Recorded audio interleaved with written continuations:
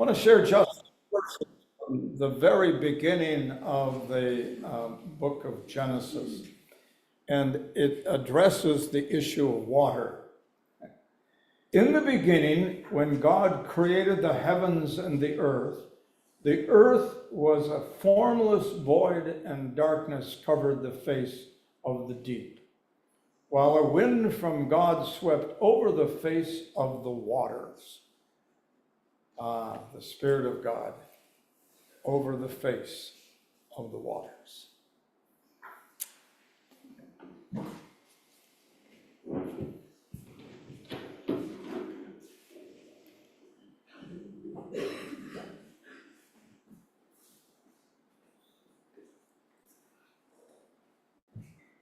I wanted to give everybody a heads up what we're going to be doing next Sunday, just so you don't think that we've lost our marbles. We are going to be doing Christmas in July.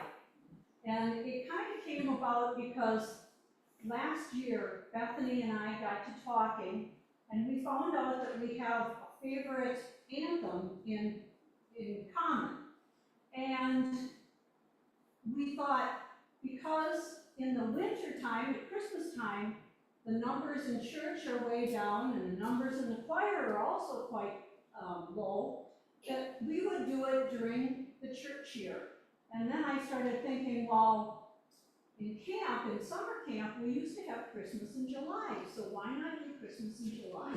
So next Sunday, we're going to do, Elvina and Judy are going to do a Christmas prelude, we're going to sing Christmas hymns, and the choir is going to sing a beautiful Christmas anthem.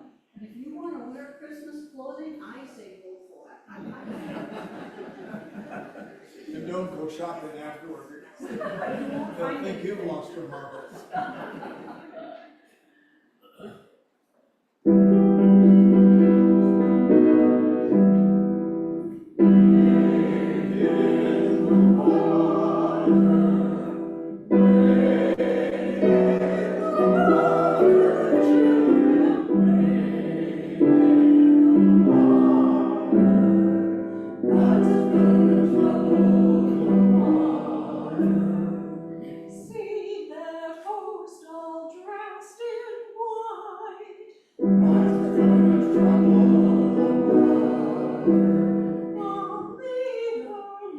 Wait.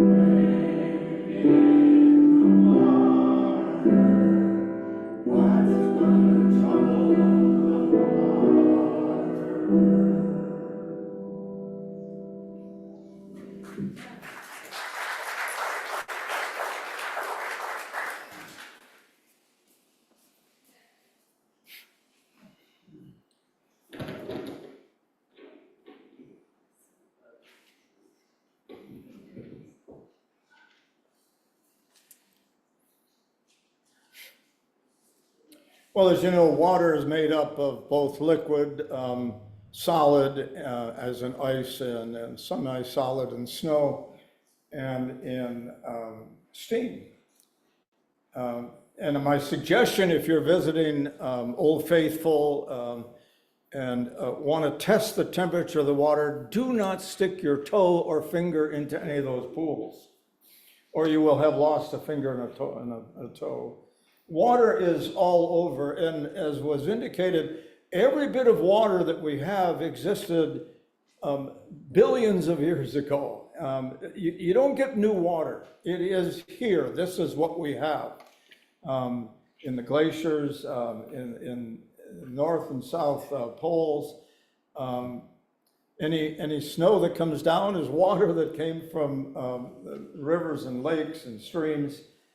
So we have water, and that's it. We don't get any more. Now, we could make it, I guess, and I'm told that you can make it by mixing 2 atoms of hydrogen and 1 atom of oxygen. Now, I wouldn't suggest you try it because hydrogen is very susceptible to everything from static electricity and other sources that might cause it to explode. And when it explodes, the oxygen just fuels that explosion. So it can be done, but it's done only under very careful supervision and procedures. So what we have is what we have. That's it. Now, water is essential to the existence of life. It's fascinating to me that in the story in Genesis, the very first 2 verses talk about the earth without form, but there is water. And the water obviously became an essential part of the early life of the developing followers of God, those who came to understand how God had given them what they have and how essential that water is to people. It is indeed essential to life. Without water, it is estimated that you can live perhaps for 3 to 10 days at the most. 3 to 10 days without water. Some folks are able to live longer than that, but even those who are on some kind of hunger strike, they have to have water to be able to stay alive. You can be without food for some time, but not water. We discovered as well that in extreme heat, as we've been seeing all across the globe more recently, will create dehydrating of one's body. And so what happens is that you need to be rehydrated, replenishing the moisture within your body. Without that water, your bodily functions begin to shut down. The water helps move nutrients through our blood. The water helps keeping alive the various organs within our system, including our brain. Water is essential. You know, as a result of extreme heat, more recently, a father and her 23-year-old daughter who became lost in one of the Utah parks hiking, and because they were lost and without an adequate supply of water, they died. The risk is especially high for elderly or people who are suffering from some kind of ailment, needing to have hydration. Hydration improves the keeping of your blood pressure lower. It increases all the other functions that your body has. So it is indeed crucial. Water was an important part of the conversation about the history, the oral tradition of the people of Israel. Let me point out some of those instances. It was indeed the water in Genesis over which the Spirit hovered. That Spirit, Rosh Elohim, hovered over the water as God began to think about ways to bring life into existence. It was water that was the flood that destroyed the people in the story of the flood. Noah was able to be faithful to God. He and his family came on board. And then the story, which is a fascinating one that children actually love, all those animals came on board, even the skunks and the viper snakes, etc. So you got to wonder about that delightful fantasy. Not to mention the work of cleaning up.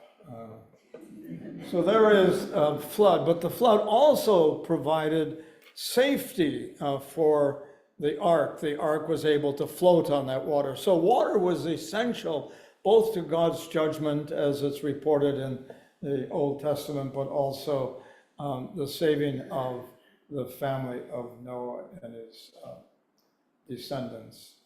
Water was parted when the Israelites came out of Egypt. They're escaping, they're told to leave, and then they're being pursued, and the water became a blockage. It became a wall against which they could not pass. And it was, as the story is reported across the history of the people of Israel and of us as well, it was God's activity then that separated the water.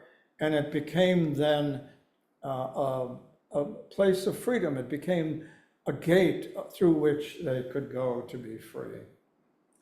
You may recall that when Moses came out of the wilderness, and they were there for 40 years, as we read it in Exodus, the story is that they were there for 40 years trying to figure out who they were and what they were all about and what their future was like. No, they're in the wilderness, they're in the desert. This is not a friendly and great place to be for 40 years.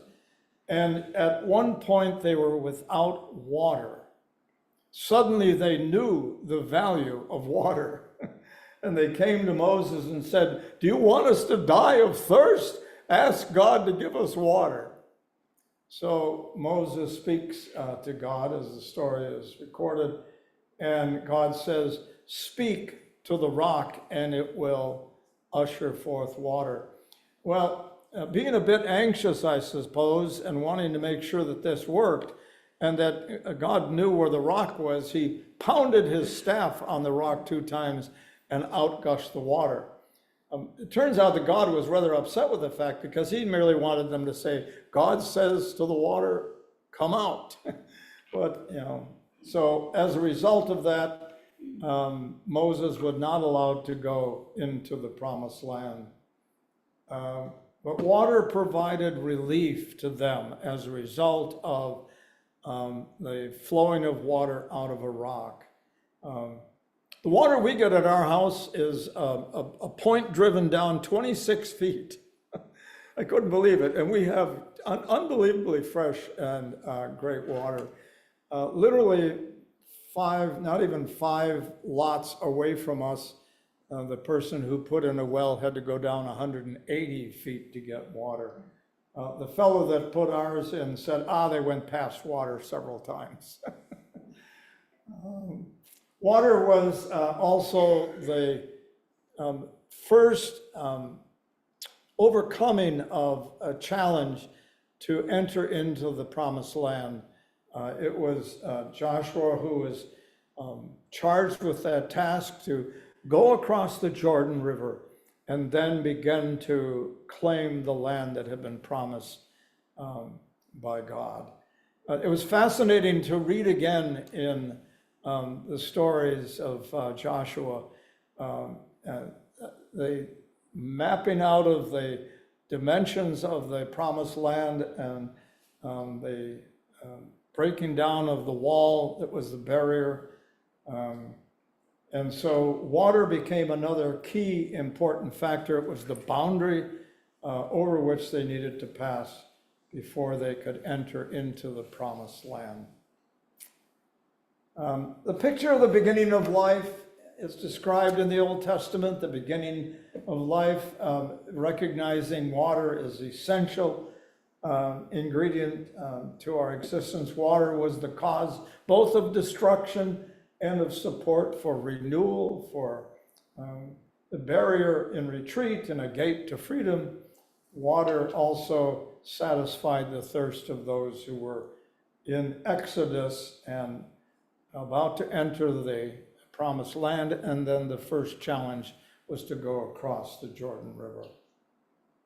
That same water in the Jordan also was the beginning of the stories of Jesus in the New Testament. It was that Jordan River where John the Baptist had been baptizing people for a number of years. He had come out of the wilderness himself. He had lived a rather a limited life of comfort. He believed strongly in the belief that the water that the River Jordan could place on their bodies would help wash away their sins. Come and be baptized, and your sins will be forgiven. This is a very strong beginning of Jesus' experience, and you may remember that water then became the first experience of Jesus connecting with the message of baptism. He came to the Jordan. It is believed very strongly that John the Baptist was a relative of his. He's listening to him, and he wants to be baptized as well.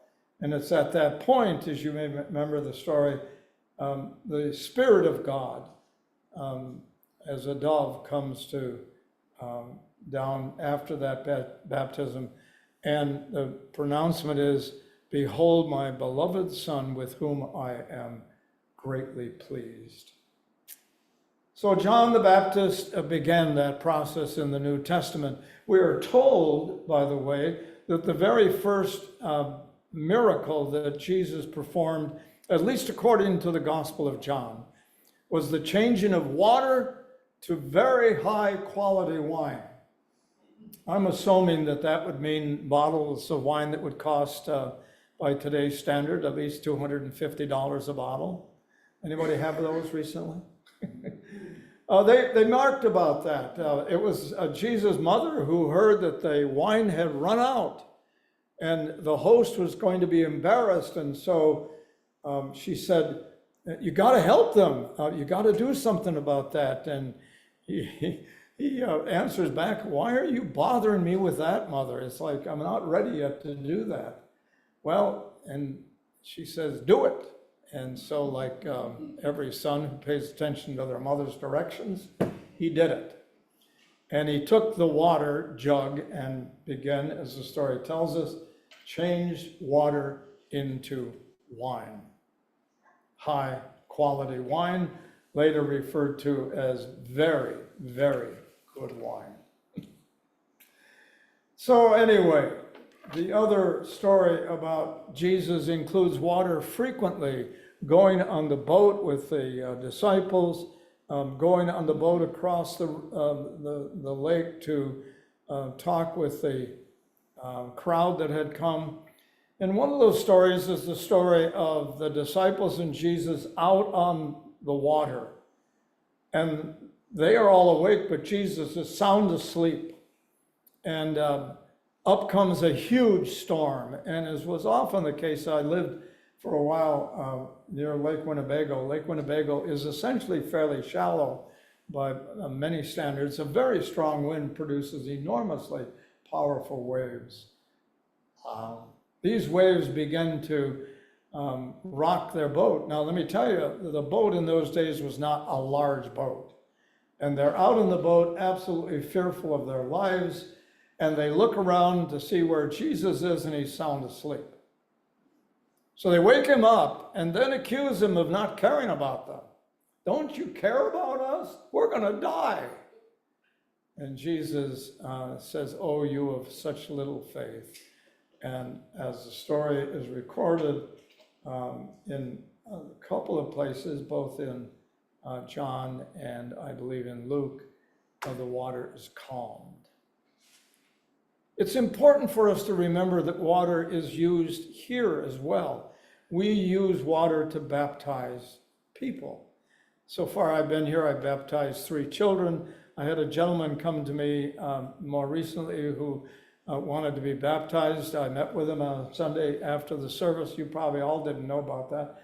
But I talked with him about why he wanted to be baptized, and he indicated his strong faith and wanted to be baptized. It was a woman in this community who goes to the Catholic Church who encountered him and said, have you been baptized? And he said, no. And she was after me like you can't believe to make contact with him. I did, and we met, and I baptized him. In baptism, we also recognize that it is then that we say out loud very strongly that the name given to this child is a name that is special and precious. And as we place water on the child's head, it becomes symbolic of the naming of that child in the presence of our God.